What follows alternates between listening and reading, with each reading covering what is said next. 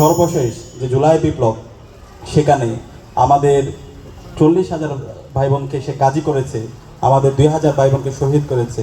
আজকে সেই খুনি ফ্যাসিস্ট হাসিনার আগামীকাল রায় হবে এবং আগামীকাল আমরা সারা দেশব্যাপী এটা সেলিব্রেট করবো ইনশাআল্লাহ। এবং এই খুনি হাসিনা এবং তার সকল দূষণদের বিরুদ্ধে আমাদের সাংস্কৃতিক বিপ্লব করতে হবে। এই ফেসিবাদী রায়, এই ফেসিস্ট রায় বাংলাদেশের মধ্যে একটা সম্ভাবনাময়, একটা সুজলা সুফলা শস্য শ্যামলা দেশকে তারা একটা অকার্যকর রাষ্ট্রে পরিণত করেছিল। গত 16 বছরে এই খুনি হাসিনার অবৈধ শাসনকে বৈধতা দিয়েছিল কালচারালি কিছু কালচারাল ফেসিস্ট চক্র। তো এই কারণে আজকের এই আয়োজনটা বিভিন্নভাবে আমাদের কাছে গুরুত্বপূর্ণ। এক নম্বর গুরুত্বপূর্ণ হচ্ছে এই আয়োজনের মাধ্যমে আমরা আমাদের যে এই অঞ্চলের আমাদের যে মাটি ও মানুষের যে সংস্কৃতি, সেই সংস্কৃতি আমরা ফুটিয়ে তুলেছি।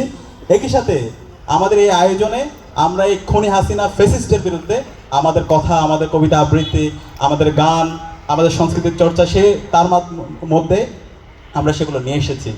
তো আমি অনুরোধ করব, এখানে চারুকলা বিভাগ আমাদের সাথে কাজ করেছে, ডাকসু কাজ করছে, বিপ্লবী সাংস্কৃতিক ঐক্য কাজ করছে।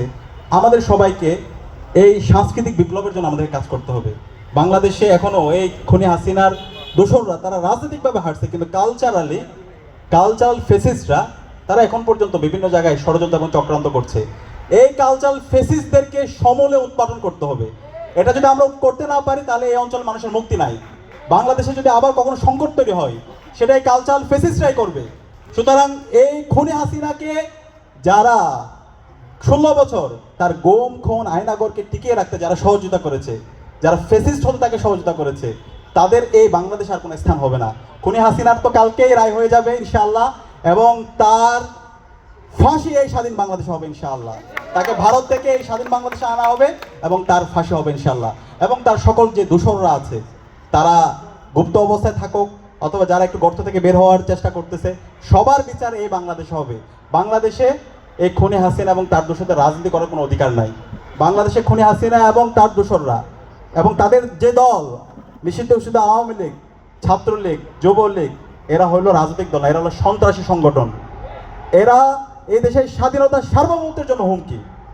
সুতরাং তাদের এই বাংলাদেশে রাজনীতি করার কোনো অধিকার নেই।